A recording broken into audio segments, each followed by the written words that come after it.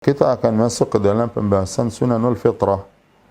Ya, juga ada sebagian ulama membahas tentang hukum asi wanita, dan itu tidak diragukan bahwa dia sesuatu yang suci, ya, yang dia bukan sesuatu yang najis. Nah, termasuk pembahasan yang juga dibahas oleh para ulama yang berkaitan dengan masalah taharah ini tentang sunanul fitrah, tentang perkara-perkara yang disunnahkan yang dia merupakan fitrah manusia. Dikatakan sunanul fitrah karena dia fitrah para nabi dan para rasul.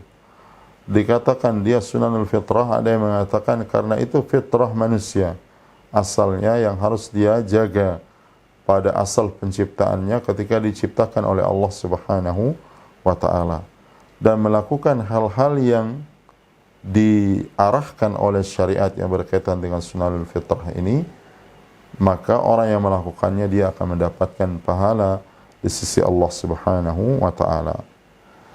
Kemudian awal tentang syariat sunanul fitrah ini, dan ini disebutkan di dalam hadis Rasulullah SAW, yaitu hadis yang diriwayatkan hadis Abu Hurairah radhiyallahu taala anhu yang diriwayatkan oleh Imam Bukhari dan Imam Muslim. Rasulullah SAW bersabda, al-fitratu khamsun. Fitrah itu ada 5. Ya, fitrah itu ada 5. Al-khitan, pertama adalah berkhitan. Ya, artinya sunanul fitrah. Kalau dikatakan sunanul fitrah atau mufradnya adalah sunnah, bukan berarti sunnah itu dalam istilah sesuatu yang dia adalah lawan atau berhadapan dengan hukum wajib, tidak. Tapi sunanul fitrah, maksudnya sunnah para nabi dan para rasul, yang sunnah ini bisa wajib dan juga bisa dia sunnah dan seterusnya. Nah, Rasulullah SAW mengatakan al-fitratu khamsun. Fitrah manusia itu ada 5. Pertama adalah al-khitan, yaitu berkhitan. Jadi berkhitan bagi laki-laki itu wajib, karena tidak mungkin dia akan menyempurnakan kesucian ketika dia bersuci bagi laki-laki kecuali dengan berkhitan.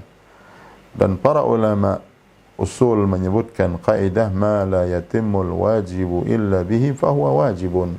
Sesuatu yang tidak akan sempurna kewajiban itu kecuali dengannya, maka menjadi dia menjadi sesuatu yang wajib.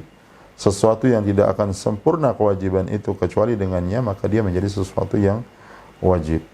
Maka khitan bagi laki-laki itu adalah wajib, karena tidak akan mungkin dia bisa sempurna bersuci ketika dia membersihkan misalnya kemaluannya dari najis kencingnya, kecuali dengan dia berkhitan.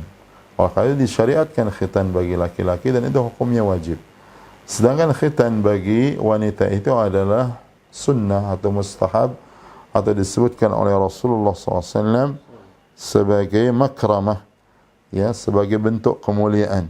Dan itu akan dibahas insyaallah sedikit pembahasan tentang yang berkaitan dengan khitan ini. Rasulullah SAW mengatakan al-fitratu khamsun. Fitrah itu ada 5. Pertama adalah khitan, kemudian yang kedua wal istihdad. Wal istihdad itu membersihkan bulu ari-ari, ya, bulu kemaluan. Itu juga disunnahkan untuk dibersihkan, baik itu laki-laki ataupun wanita. Kemudian waqassus syaribi, juga memendekkan kumis, ya, jangan sampai kumisnya itu sampai ke mulutnya, ya, disunnahkan untuk dia dipendekkan. Wa taqlimul adfar, juga termasuk perkara yang disunnahkan itu adalah memotong kuku, ya. Nah, terutama para wanita sebagian kadang-kadang dia membiarkan kukunya sampai panjang, ya, bahkan dianggap itu sebagai kecantikan. Nah, itu termasuk menyelisihi fitrah, ya. Kuku itu disunnahkan, bahkan setiap Jumat itu dia dipotong dan tidak boleh dia biarkan. Karena di situ ada unsur juga penyelisihan terhadap fitrah manusia anak Adam, dan juga membiarkan kuku itu panjang, dia ada unsur penyerupaan dengan hewan, ya, karena hewan itu tidak memotong kukunya, ya, terutama hewan atau binatang-binatang buas dan semisal dengannya. Ya, ini yang harus diperhatikan. Kemudian wa natful abati.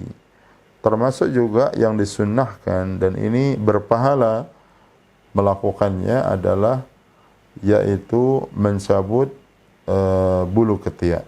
Ya, jadi jangan dipelihara baik laki-laki ataupun wanita, disunnahkan untuk membersihkan atau mencabut bulu ketiak dan itu berpahala. Ya, semua sunanul fitrah ini berpahala kalau dilakukan dan diperhatikan. Dan itu juga ada maslahat, bahkan disebutkan sebagian apa yang disebutkan dari sunanul fitrah ini ada manafi' sahihah. Jadi ada manfaat kesehatan dan ini disebutkan oleh orang-orang yang ahli di dalam masalah kesehatan. Kemudian yang berkaitan dengan masalah khitan, khitan bagi wanita itu adalah yaitu mengambil satu bagian dari atau juzuk atau bagian atau yang sangat sedikit dari apa namanya ujung kulit yang berada di apa namanya bagian kemaluan wanita, dan itu dikenal oleh orang-orang yang memahami masalah itu, dan dimaksudkan dengannya atau faedah yang bisa diambil kata para ulama di antara manfaatnya adalah untuk menyeimbangkan syahwat wanita itu sendiri.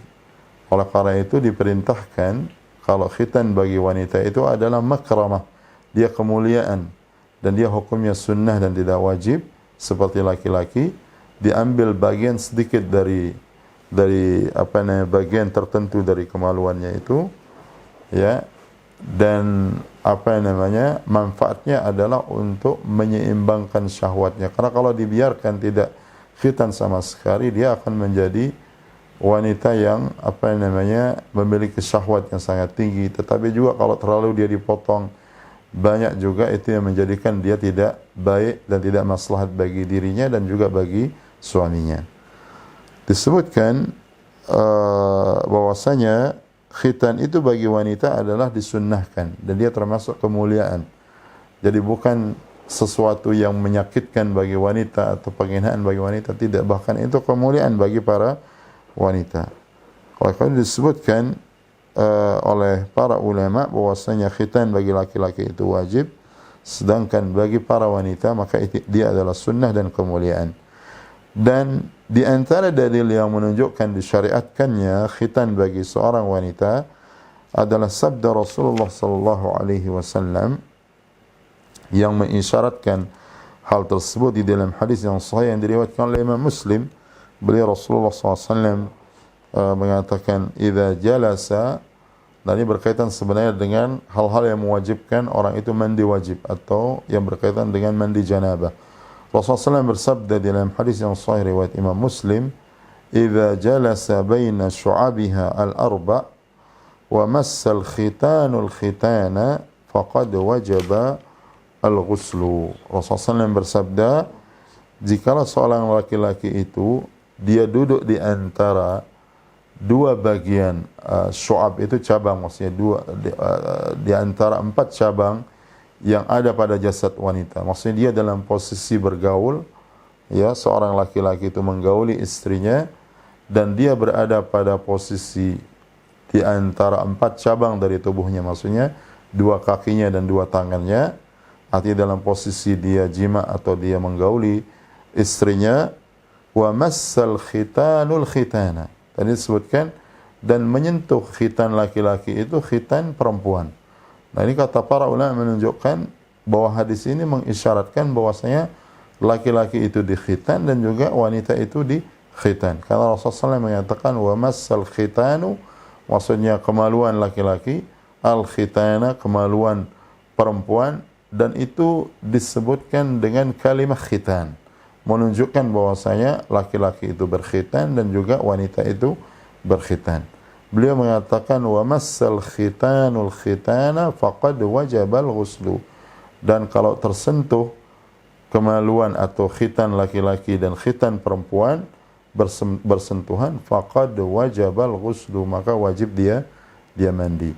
Dan hadis ini menasakh, menghapus hadis yang lain yang menjelaskan bahwasanya juga ada hadis atau dalil yang lain yang menyebutkan bahwasanya seorang laki-laki ataupun wanita, dia kalau tidak keluar maninya ketika dia bergaul maka tidak wajib mandi.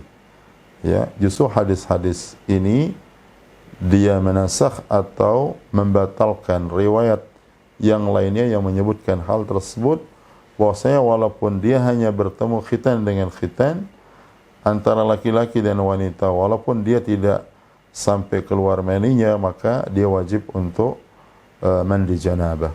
Ya. Poinnya dalam hadis ini atau syahid dalam hadis ini, bahwasanya Rasulullah SAW menyebutkan kemaluan laki-laki dan wanita itu dengan lafaz khitan. Wa massal khitanul khitana, menunjukkan bahwasanya laki-laki itu berkhitan dan perempuan juga berkhitan.